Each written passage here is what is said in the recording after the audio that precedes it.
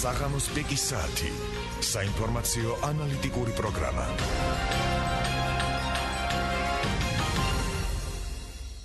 მოგესალმებით კონსვენტ პიკის საათს სტუდიაშია დავით ბაიჭაძე, ჩვენი სტუმარია მამუკა მელიქიშვილი. პიკის საათი აგრძელებს შეხვედრებს საქართველოს პრეზიდენტობის კანდიდატებთან. ბატონი მამუკა, გახლავთ სწორედ ერთ-ერთი კანდიდატი. მოგესალმებით. პიკის საათი. აქტუალური დღის წესრიგი, სასარგებლო ინფორმაცია, ახალი ინტერპრეტაციები, აზრთა მრავალფეროვნება. პიკის საათში სტუმრები და მსმენელები საუბრობენ ჩვენი ყოფის, კულტურის, ეკონომიკის, პოლიტიკისა თუ საერთაშორისო ცხოვრების შესახებ. პიკის საათის შემდეგ თქვენი ცით მეტი, ვიდრე იცოდით მანამდე. უსმინეთ პიკის საათს. სამუშაო დღეებში 17 საათსა და 5 წუთზე.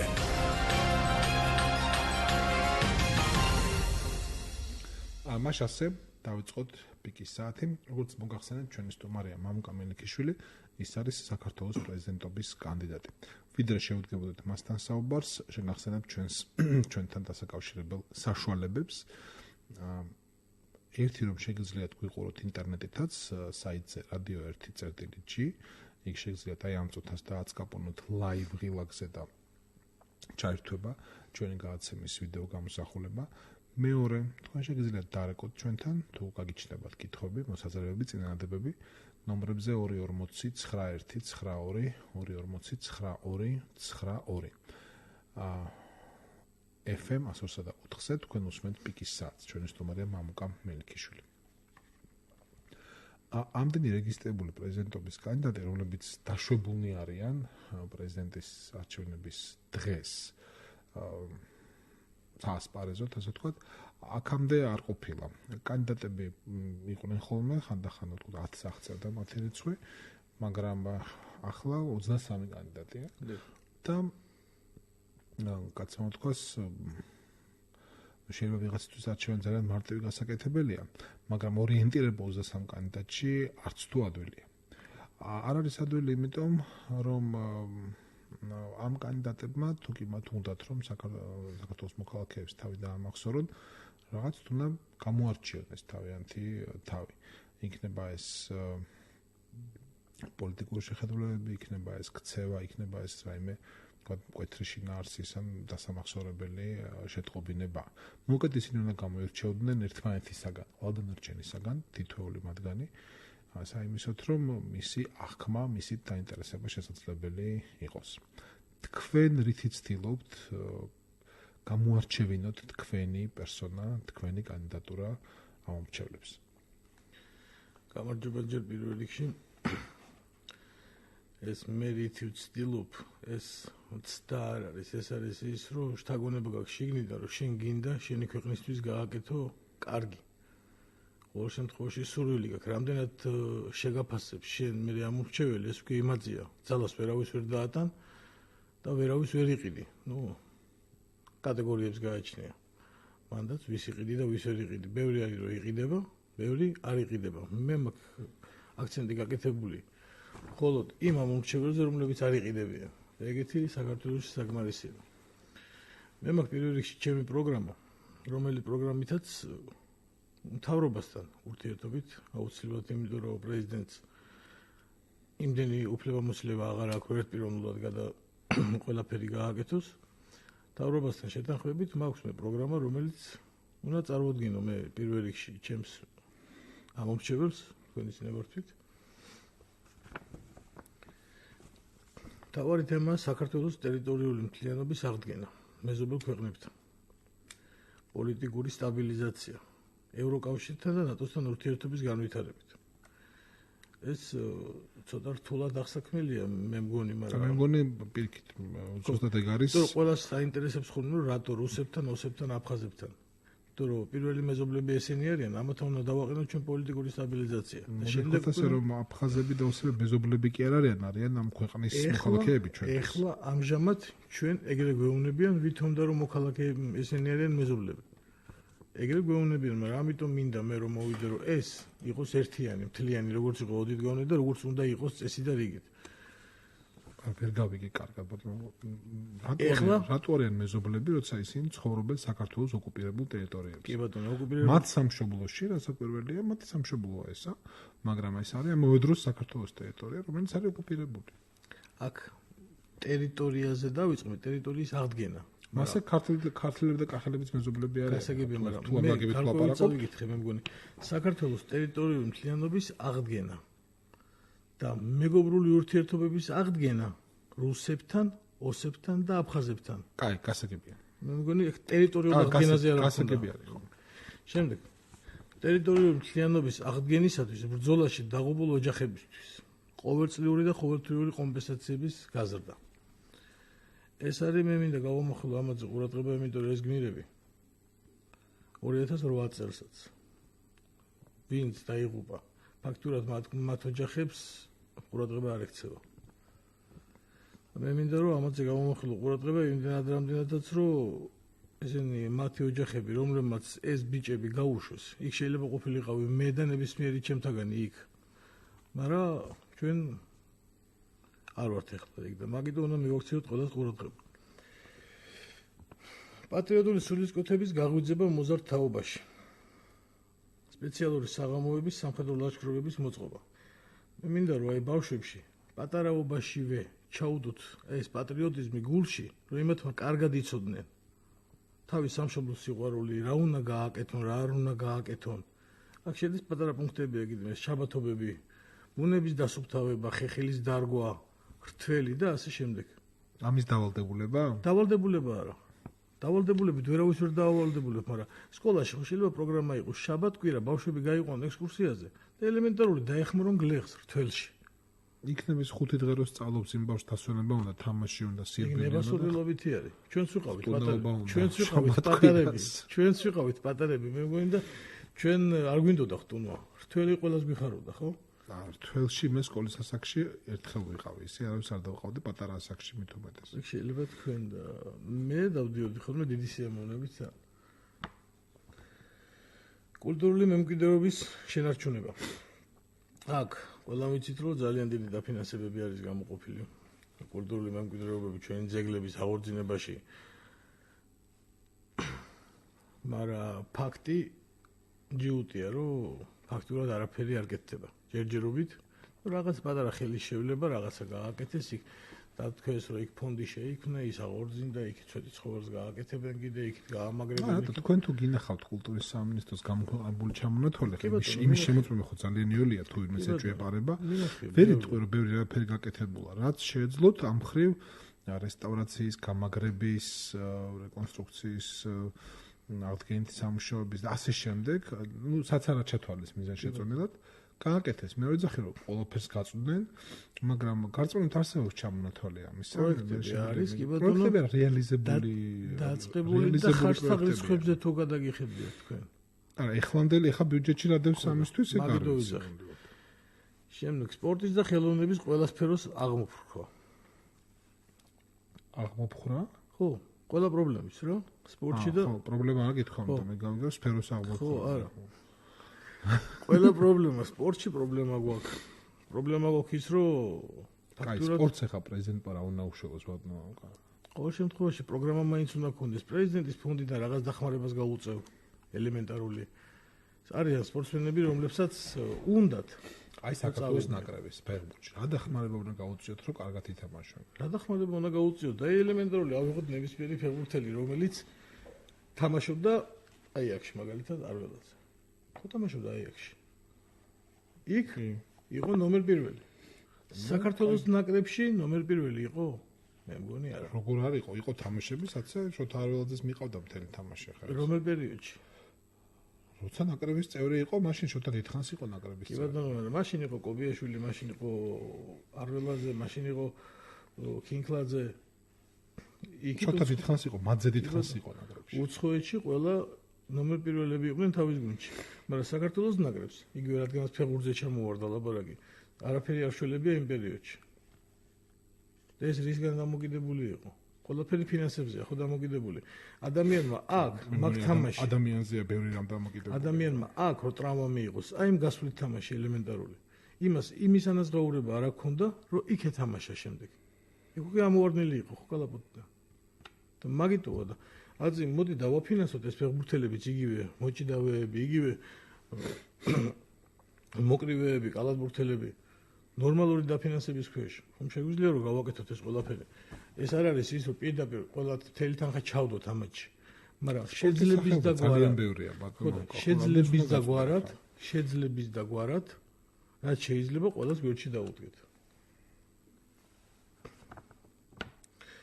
სოფლის მეურნეობის გაძლიერება აქ შეჯიბრებით დოქტორობას რატო ვერ შევეჯიბრები დიდი სიამოვნებით შევეჯიბრები კი ბატონო გააკეთეს ახლა ჩაიდება ძალიან დიდი თანხები მაგრამ აქ უნდა იყოს ჯერ ჩაითოს და მე ვერ ვიყავ არა ნუ რაც არის ფონდი ჩამოყალიბდა რომელშიც უნდა იყოს რაღაც 5 მილიარდამდე თანხა სოფლის მეურნეობას უნდა მოხმარდეს მაგრამ თავარია მსურველი განა ის ვიღაცა შემოვიდეს ვიღაცა უცხოელს მივცეთ და იმან გააკეთოს ბიზნესი აქ სოფლის მეურნეობაში მსურველი ჩვენ თვითონ უნდა გქონდეს ეს ამის სურვილი რომ ჩვენ გქონდეს ჩვენი ფერმა ვთქვათ საქართველოს მოქალაქეს და არა უცხოეთის მოქალაქეს არ უნდა მივყიდოთ სხვას ეს მიწები სურვილი ერთია და მეორეა კიდევ ცოდნა მაგამის რა ეს ხო არ ნიშნავს რომ ყველა მიწის ფერმას როგორ უნდა მოვა ასაგებია გლეხმა ხომ იცის ყველა მარიცის ვინც მისდევს იმ სოფლის მეურნეობას იმან ხომ იცის გაჩნია რა მეურნეობას მისდევს შეიძლება ხატავი მოყავდეს და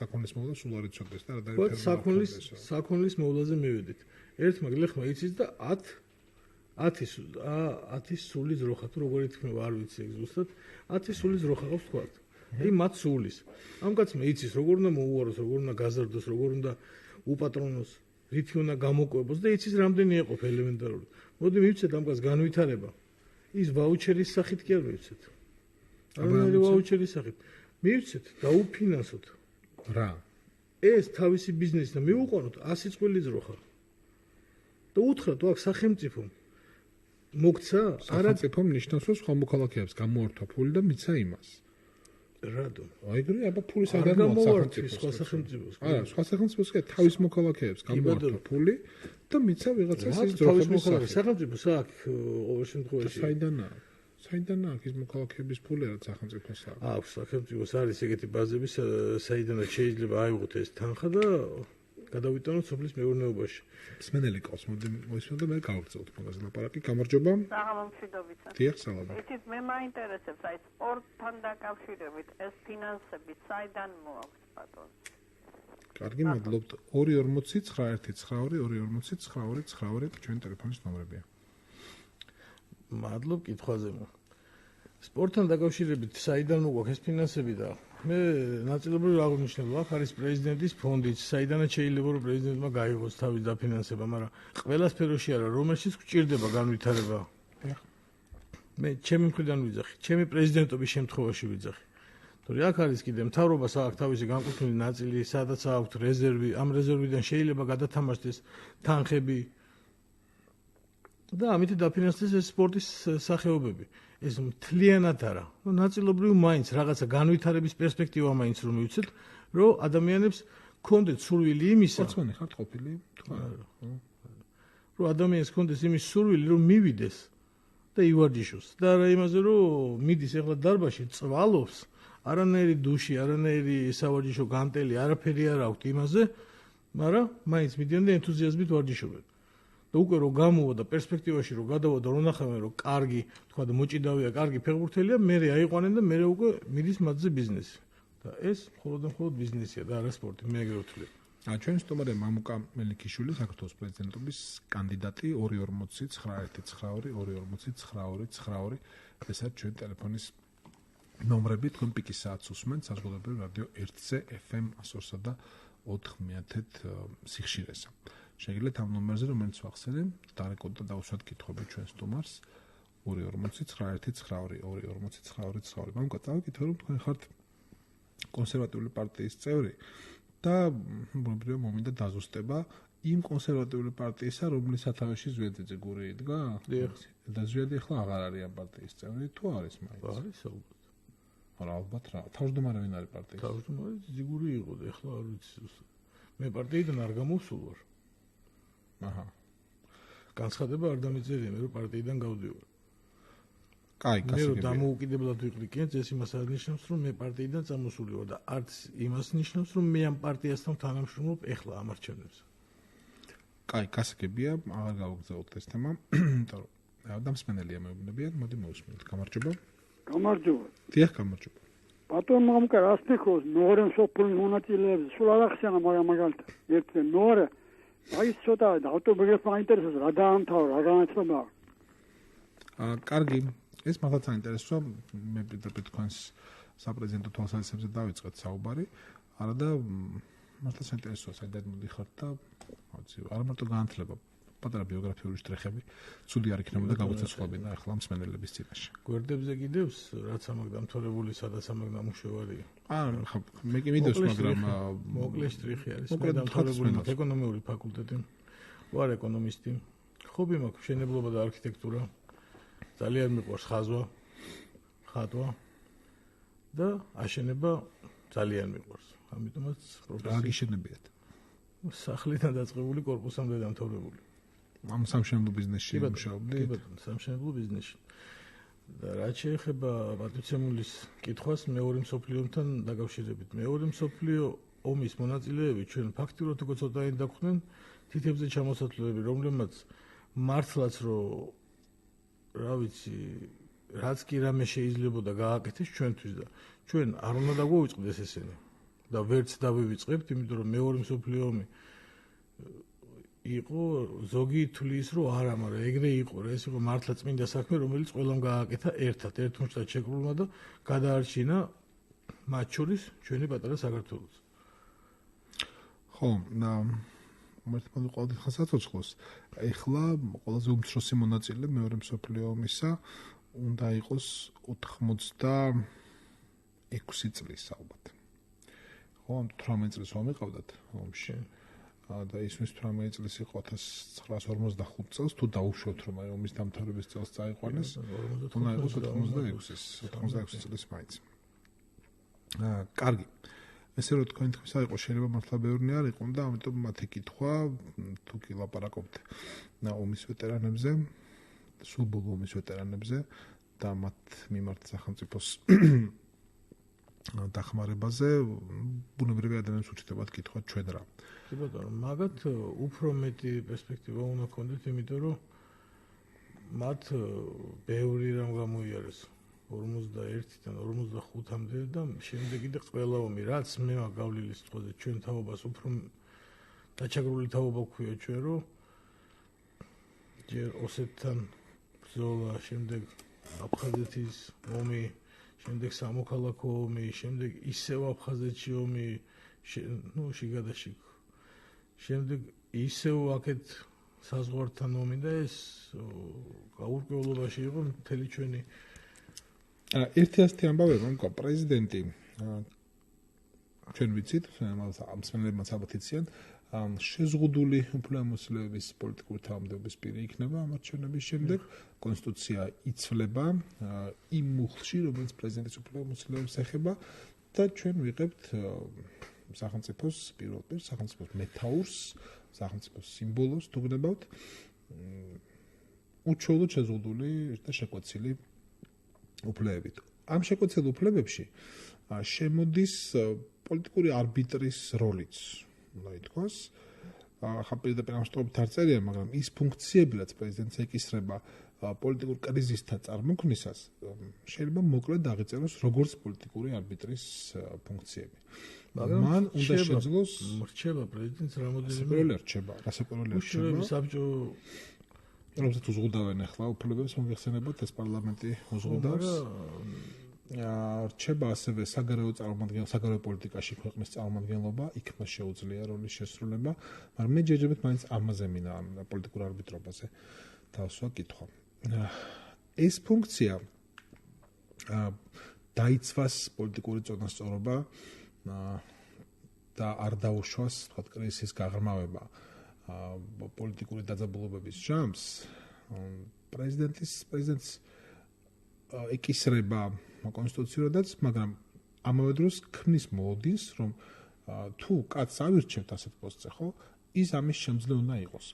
მას რაღაცა ნაჩვენები დადასტურებული უნდა ჰქონდეს ეს უნარები, ანუ პოლიტიკური ბალანსის შენარჩუნების, დამყარების, მხარეებთან მოლაპარაკების, ქართული პოლიტიკური სპექტრის კარგად ცოდნის უნარი გაუმჟღავნებული უნდა ქონდეს. თქვენ როგორ იცნობთ პოლიტიკოსებს? მსმენელი გველოდება და უკმაყოფილოა. ვგრძელობ იმითი, რომ გავგრძელდა მოდი მოусმინოთ და ჩემი კითხვაც დავიმახსოვროთ და მასაც მივცეთ საშუალება გამოთქვას რაც უნდა. გამარჯობა, გისმენთ? გამარჯობა ბატონებო. ბატონო დავით, თქვენმა სტუმარმა სულ არ ახსენა პენსიონერები და რა დავაშავეთ, კაცო. მეტის ღირსი არა ვართ. აი, აბსოლუტურად არ ახსენა პენსიონერები. რა გვარია თქვენი სტუმარი? ჩვენი სტუმარი მამუკამელიქიშვილი და პენსიონერები რომ არ ახსენა, მე მზად ვარ გავუგომა სამაში, რომ ეს თავრობის საქმეა ქალბატონო. მე მგონი ისე ბაქრაძე თუ გვიშველი ჩვენ პენსიონერები.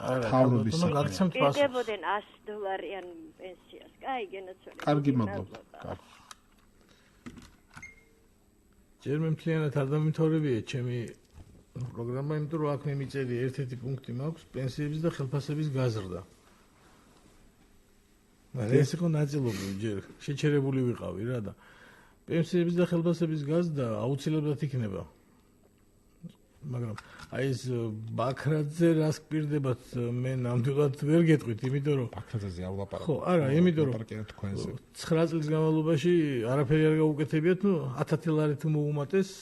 არა, მოდი როცა მოვიდნენ, იყო 14 ლარი პენსია და ისიც გაყინული იყო და ვალიქოდა შეუნაძის თავრობას პენსიონერების 2003-ში და ეხლა არა, ნუ ვალიქონდა ვიღაც პენსიონერების ხო ქონდათ რამდენიმე თვის პენსია გაყინული იყო, ხო მახსოვს, ბებია მყავდა პენსიონერი და კარგად მახსოვს ხა რაც იყო. და ეხლა პენსიონერების ვალი სახელმწიფოს არ აქვს და ეს ვალი ქართულ ოცნებას არ გაუსტუმრებია რა, მადლობა ისტორია. ეხლა პენსიონერის და ეხლა არის რამდენი 125 ლარია ეხლა ხელს. 9 წლის განმავლობაში. ხო, ну, რაც შეძლეს ეგ არის რა. და ეხლა 9-ჯერ არის გაზრდა. უცებ მოვა თუ არა, უცებ გაიზრდება 9 წლის განმავლობაში გაზარდეს, ესე იგი არა, ამის მოლოდინი 9-ჯერ და ეხლა უცებ რომ მოვა იძახის რომ გავზრდი უცებ 50 ლარი. ბაქრაძეს ეგ არ უთქვამს. მე რაც მეუბნება. ხო, ერთია ვისა მოლოდინი აქვს და მეორეა ვინ რაც ამბობს. ბაქრაძე მისას თქვა რომ არავის არ ადანაშაულებს პრეზიდენტებს, მხოლოდ და მხოლოდ რუსეთის პოლიტიკას ადანაშაულებს, მაგრამ შიდა პოლიტიკასაც უნდა შეხედონ და იქიდან გამომდინარე დაადანაშაულონ ჯერ სხვა. მსმენელი ყავს, მოდი მოვსვინოთ, გამარჯობა. საღამომცირებისა ბატონო. სალამი. ბატონო კანდიდატო. თქვენ მოდიხართ გაშლის სუფრაზე. თქვენთან ერთად გამოვიერეთ ყველაფერი. იწყებთ რა გააკეთეს. მითხარი გაკეთებული რომ მეტია გაფუჭებულზე. ჩვენ ბრმები ხომ არ გგონი. მე მეგონა თქვენ მაინც დაიწყებით. თქვენ გააკეთეთ კარგი. გლახარძადე და იმასაც ასე იციან პარლამენტმა. თვითონ ასაკეთებ. ეს ძალიან ცუდი ფორმა. იცოდეთ ძალიან გვაღიზიანებს. აბა თქვენ გვაჩვენეთ, რას გააკეთებთ რომ მობრძანდებით. კარგად ძანდებოდეთ. კარგი 2491922 პიკის საათს უსმენთ, ხოლო პიკის საათში თქვენ უსმენთ საქართველოს პრეზიდენტის კანდიდატს მამუკამელიქიშვილს. კითხვაზე გავცემ ქალბატონს. გავცეთ და პროგრამასაც ჩავყვეთ, ხო? გავცემ პასუხს, იმიტომ რომ ეს მთავრობას არ გაუკეთებია, რაც არის გაკეთებული. ეს ყველაფერი გავაკეთეთ მე, თქვენ და ჩვენ ყველამ ერთად. თორემ მთავრობამ არაფერი არ გააკეთა. ჩვენ რო არაფერი არ გავაკეთებინა, მთავრობა მარტო ვერაფერს ვერ გააკეთებდა. დაждდებოდა და 140 კაცი რას გადახედავდა, ერთმანეთს დაუწყებდნენ ყურებას ჩვენი დახმარების გარეშე. იგივე გზები გაკეთდა, გზები რო გაკეთდა, ჩვენი დანაზოგი თანხებიდან კეთდება, ხო? ეს მათ არ მოუტანიათ, ეს ინვესტიციები რო შემოიტანეს 51 მილიარდი იყო, საიდან შემოიტანეს? ის მხოლოდ ვალად გვადებს. დანარჩენი ყველაფერი ჩვენიდან მოდის. იქ ინვესტიცია ვალად რატო გვადებს უკაცრავ? ნუ გვაქვს რაღაცა ვალები კიდე. ვალი სხვა არის და ინვესტიცია სხვა არის. მე ვალებზე ვიძახი, ვალები გვაქვს კიდე ბევრი, რომელიც აღარ მახსოვს რაღაცა 3 მილიონი რაღაცა იყო თუ რაღაცა ზუსტად მილიარდ რაღაც ზუსტად რიცხვები არ მახსოვს და ეს ყველაფერი გავაკეთეთ ჩვენ, ეს სოციალური რიცხვები რო იქნება, სახელმწიფო 20%-ის მონეტა DGG, ეს ყველაფერი ეს თანხები არის მაგედან. გამარჯობა. გისმენთ თქვენ ეთერში ხარ და გთხოვთ რადიო მიმღებს დაშორდეთ, იმიტომ რომ ექო შემოდის ეთერში. მე-13 ჯგუფის ინვალიდებს ახალმა მთავრობამ პენსიების მატება შეუჩერა და დატოვა 70 ლარზე. მაშინ როდესაც მუდმივი ვისაც ჰქონდა წინა მთავრობა უმატებდა მეორე ჯგუფთან ერთად. ჩახედული ხართ ამ საკითხში. ნაწილობრივ კი. მოდით მაშინ მე ჩემ პროგრამას დავამთავრებ ბოლომდე. თუ რა კარგი. ხები არის, რომ რამდენიმე პუნქტი არის. თავდაცვის გაძლიერება. თავდაცვის გაძლიერება მე პირველ რიგში მიმაჩნია, მინდა დავიწყო იქიდან, რომ არ უნდა იყოს ის, რომ თქვა ბავშვი არის გასაწვევი ჯარში და უნდა გადაიხადო 1000 ლარი ან 2000 ლარი და დატოვო. მე არ მიმაჩნია, ერგება სამსახური აუცილებლად უნდა წავიდეს. მოიხადოს თავისი მოქალაქეობრივი ვალი, თავისი სამხედრო ვალდებულება და იყოს აღრიცხვაზე. ესე რომ თანხა გადაიხადო, ეგრე ყველა გადაიხდის მაშინ და არა, ყველა არ იხდის თქვენ. არა, მაგას ვიძახ. ზოგი მოწოდებას გრძნობს. ვისაც არ იხდის. უნდა სამხედრო მოსამსახურეობა. მე ვთვლი, რომ ეს არის აუცილებელი, რომ უნდა მიხვიდე, რომ უნდა ნახო და უნდა გაიარო. მithumetes ეხლა როგორც იძახიან სამხედრო ჯარში ძალიან კარგი ყურადღებაა იძახიან. მე არ ვიცი, ჩვენ დროს ძალიან ცუდად იყო. სოციალურად დაუცველი ოჯახების პროგრამების გადახედვა. თუ აი სოციალურად დაუცველი ოჯახები პროგრამები ხო არის პროგრამაში ჯდებიან ხო რომ უმციკლოვარი თქვა და უნდა კონდეს დაფინანსება ან ბოლომდე უმწეო უნდა კონდეს დაფინანსება მაგრამ არის რომელიც მე მაშინაც ვიწინა ჩემ გამოსვლაზე რომ ყავს მანქანები ყავს სახლები მაგრამ მაინც იღებს დახმარებებს ეს საიდან გამომდინარე ხდება და არის მართლა გაჭირებული რომელსაც პურის ფული არ აქვს და ოჯახში 3 ადამიანი არიან ერთი პურის იმედად. და იმათ დახმარება არ აქვს, იმიტომ რომ იმათთან სახში იპოვეს, თქვათ, ტელევიზორი რომ ვიღაცა მაჩუქა. და იმ მაგის გულისთვის შეიძლება რომ არ ქონდეს იმას დახმარება. აი ეს პროგრამები გადასახედია და მე ვფიქრობ რომ ყველაფერი წინამთავრობაში სხვანაირად ხდებოდა და მოდით ეს ჩამოყალიბდეთ ამაზე რომ ეს არის არასწორი. ჯანდაცვის სისტემის და საზღვაო პოლისების სწორედ მოხმარება. მე მინდა გავშიფრო ახლა რა. ზუსტად 28 ივლისი. 28 ივლისი იყო ერთი ეგეთი ადამიანი იყო ამირან ყუღუნაძე, რომელიც დაიღუპა. და რის გულისთვის? 28 ივლისი რომელი წლის? ამ წლის. მას ჰქონდა დაზღვევა. და თავში ჰქონდა რაღაცა კისტა? არა, ძარღვი არის, ანევრიზმა. და ერთი ოპერაცია რო გაიკეთა, ნუ მეგობრებმა რაც შევძელით, მაქსიმალურად გვერდში დაუდექით 23000 დაждდა მაშინ. პირველი ოპერაცია და უთხრეს რომ მეორეც აგაკო. და მეორეზე უკვე ვეღარ დაუდექით გვერდზე. ნუ დაზღვევამ რაღაც 3000 ლარი გამოუყო და უთხრა რომ შენ თუ შეგაწუხებსო და გადაუდებელი გახდებაო, მაშინ მთლიანად დაგაფინანსებდო. და თუ გამისკდა და მოვკვდი, მაშინ რაღა დაფინანსება მინდა, მაშინ თავი ბოლო 1500 ლარი ყოფნის ყველაფერი.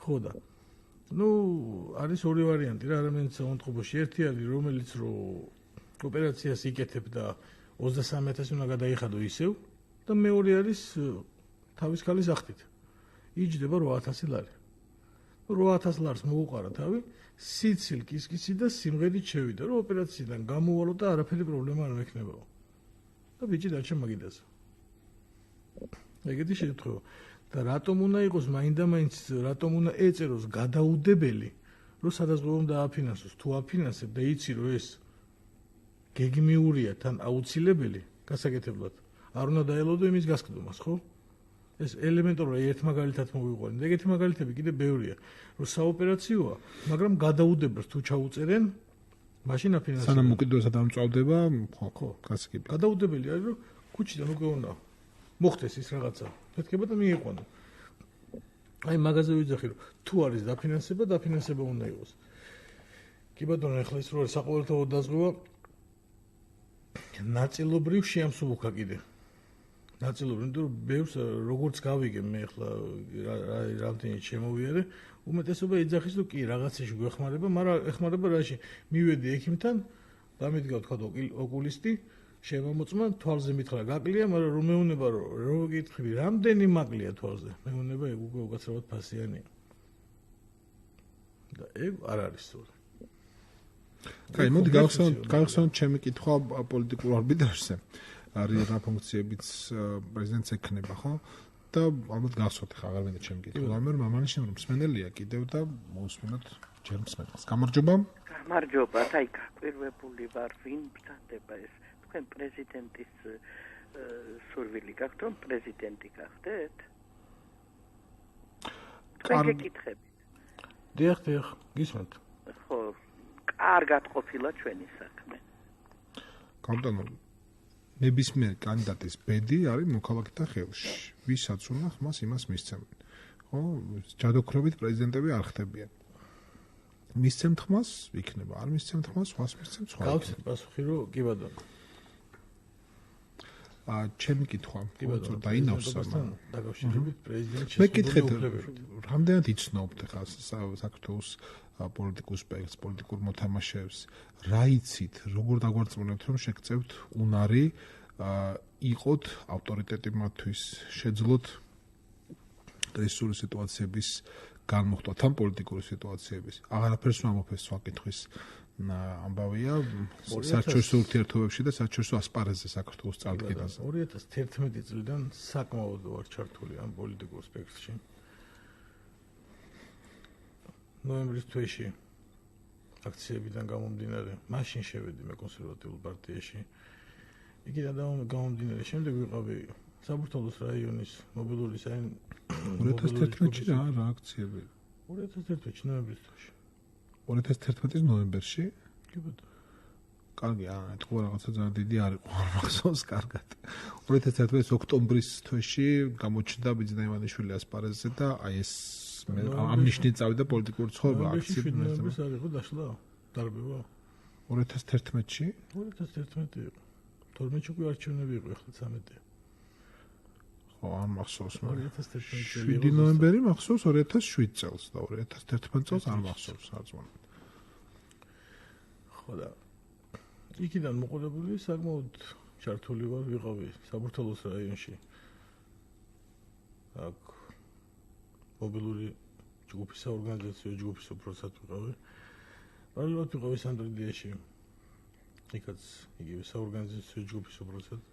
პოლიტიკოსებთან ქონდა შეხების წერტილი, კონკრეტულად სახელი და გვარები მე მგონი არ არის საჭირო, იმიტომ რომ აქ ყოველთვის ხდებოდა შიდა მოლაპარაკება, გალემოლაპარაკება. ყველაფერი სააშკაროზე გამოიყვანო იმ მომენტიდან გამომდინარე, მაშინ პოლიტიკაში ეგრე არ ხდება. ღიად არის ყველაფერი გასარკვევი, რომელიც ღიად შეიძლება დაანახო ყველაფერი და არის ისეთი ნიუანსებიც, რომლებიც უნდა გააკეთო ისე, რომ გამოიტანო მხოლოდ და მხოლოდ პასუხი დადებითი. ეს მოლაპარაკებებზე დამოკიდებულია. მანამდე არჩევნებში, ნებისმიერ არჩევნებში ვიყავი მონაწილე. ხან ვიყავი ჯგუფის უპროსი, ხან ვიყავი მთლიანად ობიექტის უპროსი, ციხეები მებარა. ციხეები მებარა, რას ნიშნავს? ციხის კურატორი ვიყავი. არა, რას აკეთებდით ამას? არჩევნებზე. განმარტეთ რა ძალიან თუ აღწერეთ ფუნქციები, ცოტა გაუგებარია. ხომ არიან პატიმრები, რომლებიც იძლევიან ხმას. საარჩევნო კომისიაში მუშაობდით? საარჩევნო ხო, არა, ეგრეთ ვიყავ. ეხლა გასაგებია. ქალთა ციხეში და ეხლა გასაგებია, ხო, ანუ ციხე მებარა რაღაცა. ხვდებით ეხლა ეგ რო კოშღებს არა? კაი, გასაგებია. საქმე ეხება ერთ-ერთი თუ ერთადერთი არა რეალური პოლიტიკური ზონის მქონე ფუნქცია, რაც მომავლის პრეზიდენტს ექნება, ეს არის ქვეყნის წარდგენა საერთაშორისო ასპარეზზე, საერთაშორისო ურთიერთობებში. აქ თქვენ სახელმწიფოებრივი ინფორმაცია გვაქვს. ხომ მესმის შეიძლება კონტაქტები არ ქონდეთ და ადამიანის პოსტი და პოსტზე მოსვლის შემდეგ გაუჩნდეს ეს კონტაქტები, მაგრამ თქვენ როგორც ვთქვათ, საქართველოს ფარგლებს გარეთაც პოლიტიკური ურთიერთობის არანაირი გამოცდილება არ გაქვთ. და ეს არის მოთხოვნილი ამ პოსტზე, მანიშნები რომ მსმენელია, მოდი მივიღოთ მსმენელი, გამარჯობა. გამარჯობათ. დიახ. მე მაინტერესებს კანდიდატი ვის სასარგებლოდ მოხსნის თავის კანდიდატურას, რომელი კანდიდატის სასარგებლოდ. თუ ახეს ამაზე თუ უფიქრია. მოусმინოთ. მაგაზე არც მიფიქრია და არავის სასარგებლოდ არ მოხსნი ხმას. ეგ წინასწარ იცოდე. თუ მეორე ტური ჩატარდა შემთხვევით აი მაშინ უკვე გააჩნია ვინ გავა მეორე ტურში. გააჩნია ვინ გავა. ანუ რომ მოუწოდოთ თქვენ ამომრჩეველს, რომ ამა თუ იმ კანდიდატს მიცემს. მეორე ტურში შეიძლება, მაგრამ პირველ ტურში არავის სასარგებლოდ არ მიცემ ხმას. კარგი, ერთი მსმენელიც გამარჯობა. მოგესალმებით, ბატონებო. სალამი. ესე იგი, მე დავეთანხმები იმ ქალბატონს ყველასა, რა თქმა უნდა, არჩევნებში მონაწილეობის უფლება და გადაგვემართება და აი ჩვენს თავს ესეთი ლაპარაკი არ შეიძლება, რა თქმა უნდა. მაგრამ ბატონმა მგოსთან მეკნებოდა ესეთი ის, რომ ბატონ დავითს დავესახმებოდი 1000 და 10000% იმაში, რომ უკაცრავად ბატონო მომკომარე შოთი არ ველაძეს ნაკრებისთვის მართლა ბევრი აქვს გაკეთებული მომიტევეთ რა. ვიკისურვებთ წარმატებებს, გაგაბზანდებოდ. კარგი, მოდი არველაძის თემას აღარ დაუბრუნდეთ და ვილაპარაკოთ საერთაშორისო კავშირებზე, საერთაშორისო ასპარეზზე პრეზიდენტის წარმომადგენლობის შესახებ. მე, ვიღალ თქვა ეჭვი შევიტანე თქვენს გამოცდილებაში ამ მხრივ. შეიძლება თეორიული ცოდნა გქონდეთ, მე არ ვიცი, მაგრამ ის რომ მამუკა მელიქიშვილის სახელი ჩვენ არ გაგვიგია საქართველოს საერთაშორისო ურთიერთობებში ეს ნამდვილია. ეგრე, იმიტომ საერთაშორისო კავშირებთან მე არ მქონია არანაირი შეხება. მე ეხლაც მინდოდა უბრალოდ დაწერილი მაქვს წერილი, რომ შეიძლება ამერიკაში ჩვენ სათვისტომოს შევხვდე. იქ რაღაცები არის გადასაწყვეტი, რომლებიც არ ხდებოდა ისე, როგორც უნდა მომხდარიყო. რა მაინც? ამ უმრჩევლებთან ურთიერთობა, იგივე, იქ ცხოვრენ ჩვენი უმრჩევლები. მათაც შეუძლიათ უფლება, რომ ნორმალურად მისცენ ხმა თავის სურვილის ამბება. და ეგრე არის ყოველთვის. ეგრე არის ყოველთვის. და მაგიტომ მინდა მასაკითხთან დაკავშირებით მე უკვე ვესაუბრე იქ და ალბათ ამერიკის კონსული გამოიტანს მაგ პასუხს, რომ მე შევძლებ არჩევნებამდე ჩავიდე ხა იქ წასვლას. არა, არის დაჩქარებული წესით, რომელიც დაჩქარებული წესით შეგიძლია გახვიდე 2 დღის განმავლობაში უნდა მომცეს პასუხი. როგორ მოსწრეთ ჩამოსვლა? არჩევნების დღისთვის. ასე ვერ ჩამოსვლა. რა ამერიკა დიდია ხო? საქართველოში სადგინდა. ნიუ-იორკში იქნება შეხვედრა და თუ ვერ ვასწრებ, მაშინ არ წავალ. კარგი, ამოიწურა ამასობაში ჩვენ გადაცემისთვის განყოფნილი დრო 1-2 წუთი შემიძლია დაგითმოთ თუ დაგრჩათ პროგრამაში რაიმე პუნქტი წაუკითხავი და გაუცნობი ჩვენი მოქალაქეებისთვის. მოდი ბარემ დავასრულოთ ეს პუნქტი დამჭა მოსახლეობის ბანკებთან ურთიერთობის მოგვარება. აბა როგორ? ეს არის არ არსებობს ისეთი მოსახლე, მე ეგრე მგონია, რომელსაც ბანკებთან არ აქვს პრობლემა. ეს კი ბატონო, როგორ არსებობს? თქვენ გაქვთ? მეც მაქვს. მე უკვე მქონდა ერთი დავა მოვიგდე, ხა მეორე დავა მაქვს, ისე პრივატ ბანკთან, რომელსაც სულად უკანონოდ გააკეთა ისეთი რაღაცები, რომელიც არ ეკადრებოდა. და მაშინ ალბათ მქონდა ის რაღაცა მხარი, რომლის იმედადაც აკეთებდა და ეხლა ეს ძალა აღარ აქვს იმდენი და მაგიტო ისევ მოვტეხავ ნებისმიერ ბანკს, რომელიც უკანონოდ და ადამიანს რო უჭირს, იქ ხელშეკრულებაში არ უნდა ჩაუწერონ ის ფორმა, რომელი ფორმითაც ის ყველაფერზე თანახმა იქნება რა და ეგ ქონდათ მაგათ. კარგი. ხო, ჩემი ძირითადი და მე მინდა დიდი მადლობა მოუხარო წინასწარ ყველა ჩემმა მომრჩეველს და მოუწოდო, რომ აბსოლუტურად ყველა მივიდეს არჩევნების დღეს და თავის ნებასურვილისამებრ მისცემ ხმა. კი ბატონო. ბარათი არ დატოვონ. კი ბატონო, ჩვენ სტუმარი იყო მამუკა მელიქიშვილი, საქართველოს პრეზიდენტობის კანდიდატი. პიკისათი ამით გემშვიდობებათ. ნინო რამიშვილი გახდათ დღევანდელი გადაცემის პროდიუსერი, ინგა გურგენაძე ხმის რეჟისორი. გაუძღვა პიკისათს დავით ბაიჭაძემ. ხვალამდე მადლობთ ნახვამდის. ინფორმაცია და ანალიზი. საღამოს პიკისათი. საინფორმაციო ანალიტიკური პროგრამა.